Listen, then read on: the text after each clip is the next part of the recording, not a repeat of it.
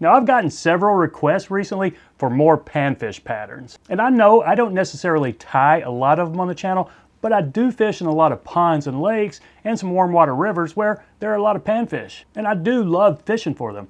But what I usually tell people when they ask me what kind of flies do I use, I tell them pretty much the same patterns that I'd use for trout. I mean, bluegill, brim, pumpkin seed, they all eat bugs. And bait fish. I've caught plenty of sunfish on small streamers. So if I'm out in my kayak on a pond where I know I'm probably just going to be catching panfish, maybe the occasional bass, my fly box looks just like my trout fly box. I might have a few more foam bodies and some poppers in it, but I've still got plenty of hare's ears and prince nymphs and elk hair caddis flies. Okay, with that being said, there are several flies out there that are tied pretty much just for panfish.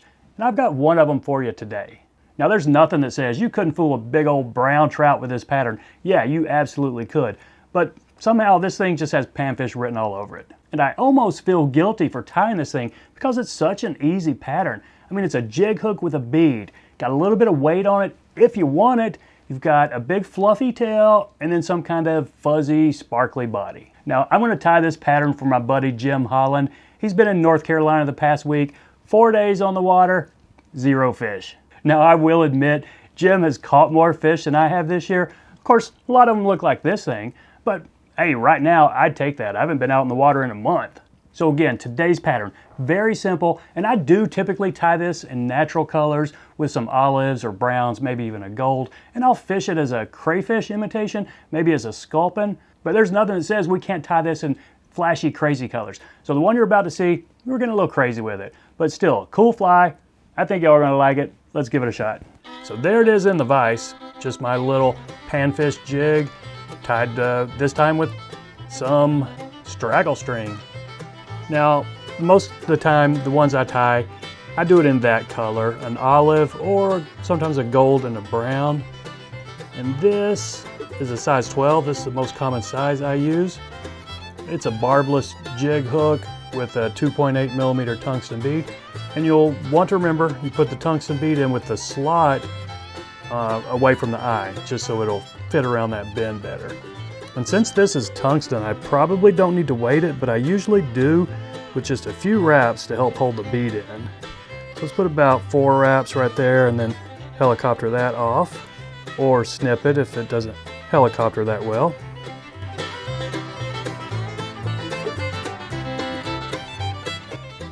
Now jam your wire wraps up in there and put a dam of thread right behind them.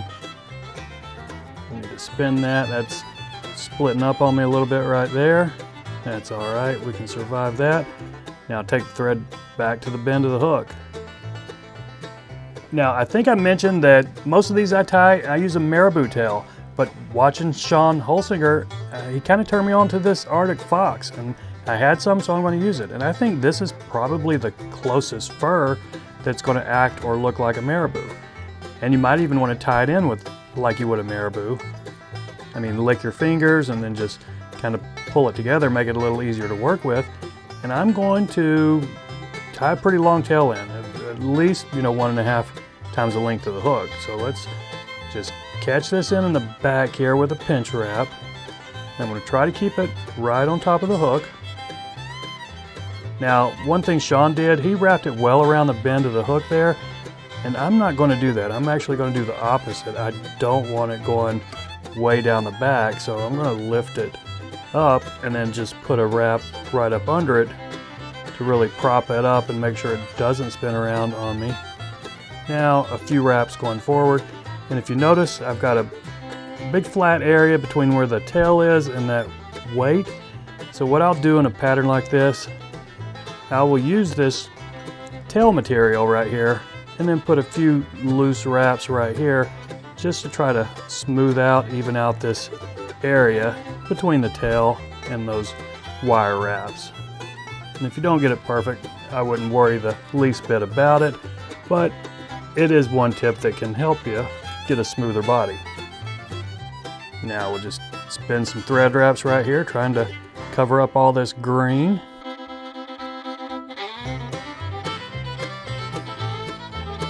Now I doubt it's a big deal to get it all covered up, but sometimes you'll see the underbody through this straggle string, and this is Semper Fi. So we're getting a little crazy with this chartreuse color.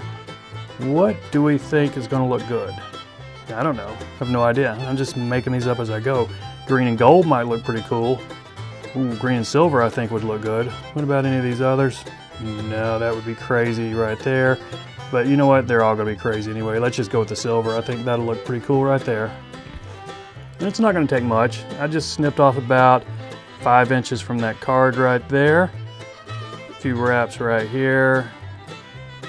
And let's catch them back to the tail before we start wrapping it. Now just take our thread back up behind the bead and then wrap it up. One turn right in front of the other. One of them I used the rotary function on this, and I think it saved me about 20 seconds. So I'm just going to wrap it up by hand here.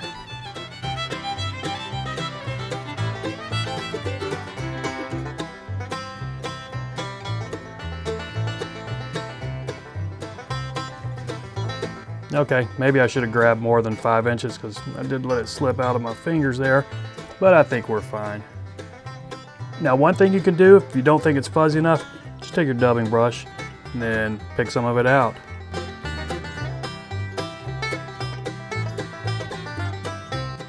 I think that's plenty. What I like to do on a fly like this, a bead head with some kind of body, I'm not going to use head cement, so I'll just take a drop of super glue and touch it to my thread somewhere close to the hook there, and I'll try to get just a couple of wraps around it to get a little bit of that super glue down on those thread wraps right before I do my whip finish. Now, does that make the fly more durable? I have no idea. I've never had one of these fall apart on me anyway. So there we go. Little panfish straggle string jig. I think it looks pretty cool, and I think these colors might work all right. So that's it, my friends. I appreciate you watching. Y'all take care, and we'll see you next time.